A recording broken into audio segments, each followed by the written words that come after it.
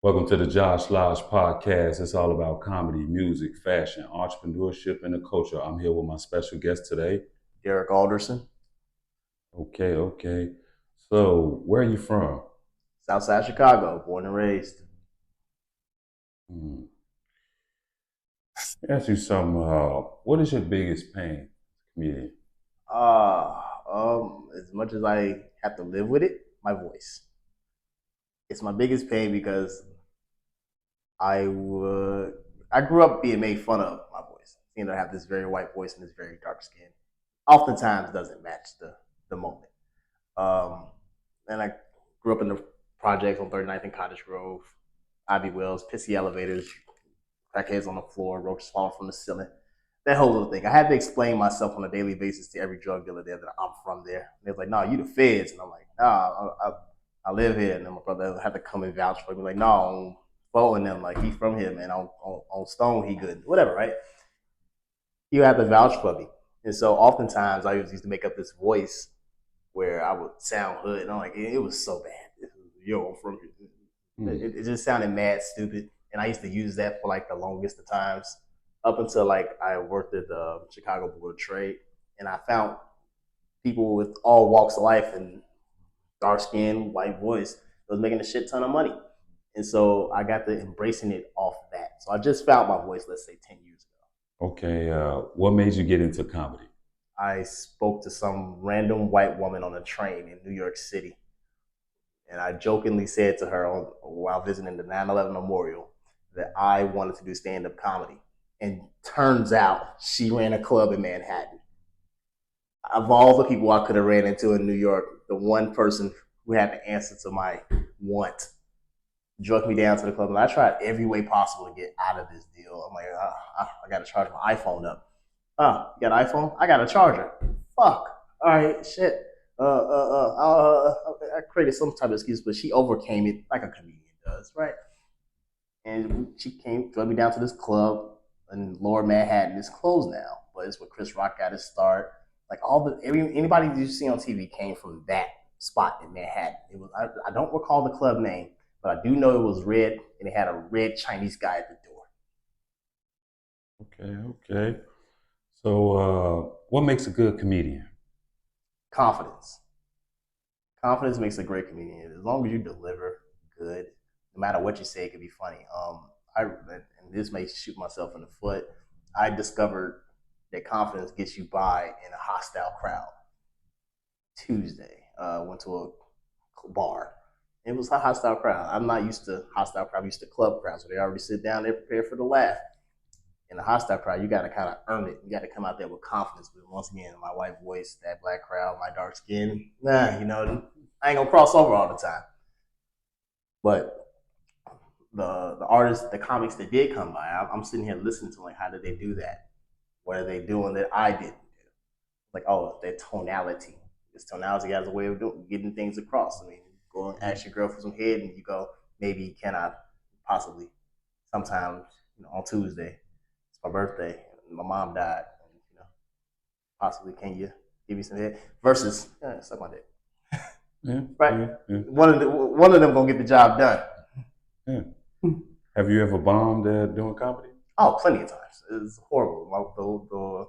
The funniest one that I kind of live on is did something out in Richmond Park, and this lady who was like really hyping me up. Like, I sense the funny in you. You gonna kill it. Oh my god! Like, she's just like giving me the pep talk. Like, she's like, I'm a boxer. And she's my corner man, and she just hyping me up. And they call me first, and I was like, fuck, I gotta go first. All right, sure, or whatever. And I do. I'm up there for maybe 3 minutes, and that same lady who was cheering me on went, "You can get off the stage now." Let's lead into this question. What was it like being on stage first time? Intimidating because it's a difference on stage. Versus what an audience said versus you up high, because it was all dark crowd in Manhattan, Lower Manhattan, whatever bar it was, club, whatever the fuck it was. All I saw were teeth and eyes. Like, that's all I saw. Like, white, black, purple, blue. It was all dark, and all I saw were teeth and eyes. And I was just like so blown by that. I'm like, this looks like a fucking Bugs Bunny cartoon from up here. It's like a jigaboo or something up there. Like just teeth and like Mr. Popo. That's all I saw was Mr. Popo's in the audience. And I remember I got up there and I joked about titties for 5 minutes. And I said, if I can get a chuckle, somebody going, if I can get that out of one person, I'm gonna see what this is about. And I got that out of that one person. I'm like, all right, cool. I think I'm onto something here. That one is the little things that get you going. Were you always funny growing up? No, like I said, I just discovered my voice at 26 because I was ashamed of it for the longest. Hmm.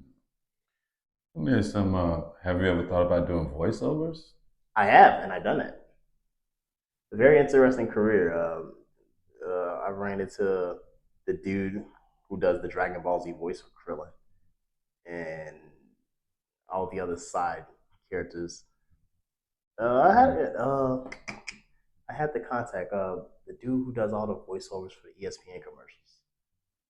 I had that contact and I lost it. He was supposed to train me, but I did give it a good consideration. Mm. I just never Okay. made the follow through. Who inspired you? In what? Get into comedy. Me. Mm. It was just something that I don't know what made me ask that question to that random woman in New York subway, but something sparked it. I asked it, and she was able to take me to a club. It was just so serendipitous.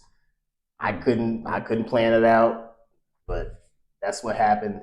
I met some of the most interesting people down there. People who wrestle for WWE showed me how Shawn Michaels get away with a super kick. I met a Buddhist who's now a big celebrity in Cuba somewhere. I met an interesting array of people in that comedy club. So it taught me that comedy clubs host a variety of people, not just comedians, improv artists, politicians, whatever. Whoever you think is not into comedy, they're into comedy. I've seen news anchors get on the Laugh Factory stage and bomb. Mm. Weather people, rather. Okay, so have you made any real money doing comedy? Yeah, I have. My first show that I produced, I sold 60 tickets to in Habano cigars, generated $2,300 in revenue. But my deal was so bunk that they took 90% of the money and I made 10% of the money. Like, yeah, that's for every 30 I made 10. But they was giving me the room for free. So that was my take. And so the little money that I did make, I ended up spending on cigars for everybody else. So it was like I made a negative $50 when it all said and done. It was quite terrible, but that gave me the thought that okay, there's something to this. But it's on the producing side. Being an actor, you get the little $40 and a smack on the ass. That's what you get. That's how it starts, ladies and gentlemen. It doesn't start off with you on stage with Kevin Hart making millions of dollars. No, it starts off with $10, 10, 20, 30, and a smack on the ass and maybe a Jack and Coke. Would you like to be in movies? It's an aspiration. I see that can go there. It can totally go there. I've just realized that most stand-up comics somewhere along the way end up as side artists and or movie stars. I mean, Adam Sandler, I listened to Joe Rogan podcast, terrible stand-up comic. The best thing he had was like horrible Jewish joke songs. That's the best thing he had, and singing on a ukulele or something. But he owns all the rights to every movie he's been in because he learned how to write comedy. So that's why he's good. And nobody's coming for Adam Sandler. All his movies he owned flat out. He's good, but he was a So, terrible stand-up. But he started in comedy though. what states and cities have you traveled to do a comedy? Atlanta and New York. In New York, I discovered that you don't do breast cancer jokes in the month of October, and yeah. Is there any difference from doing stand up to doing skits? Oh, mega difference. Stand up, all you got is now. In skits, you get to rehearse. You get to repeat. Oh, that didn't sound right. Let me do that again. Stand up, all you got is that one moment, one Mhm. shot, one opportunity. You're in your 10 minutes, and if you fuck that up, that's it. Like when you lose the audience, you lost them. Like it's imperative. You can have them for this much. You have to work. You have to earn that respect to keep them going. Like it's a tough deal. Like comedy's hard, Mm. very hard. Like you can have somebody for 30 seconds, and then 30 seconds later you can lose them just like that. What are your top five comedians, dead or alive? Richard Pryor, Bill Burr. Uh, oh wow. George Carlin. Granted, my favorite comics are white, and I would really don't drop the nigga word too much in my. But anyway, George Carlin. What's the dude with the one line? Rodney Dangerfield and Red Fox. Okay, okay. Do you have any favorite jokes? Of mine or somebody else's. Just yours or your own? I have two that I'm just stuck on. Uh, one of them doesn't get over well, but the other one, well, unanimously does. You want to hear it?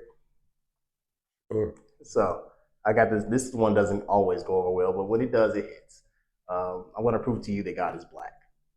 All right. Now let's bow our heads, close our eyes, and say a prayer. Our Father, who art in heaven, where the fuck is he? Okay. Yeah, my dad was a lot like God. I spoke to him, never answered. When and where's your next show? Friday, October 25th at 4504 South Cottage Grove. It's cosplay and comedy. Come and dress up as your favorite cosplay artist or cartoon character, whatever the case. I'll give out a prize for best dressed. I'm also giving away a 60-inch television. So, you know, you can put it on your wall or put it on the floor right next to your mattress. However you got your house designed, I don't know. But somebody's leaving with a TV. What comedians would you like to go on tour with? Ooh. I would love to, I mean, if possible in this universe, Bill Burr. Mm. Yeah, okay. What motivates you to continue to keep doing comedy? It's a sickness, is what it is.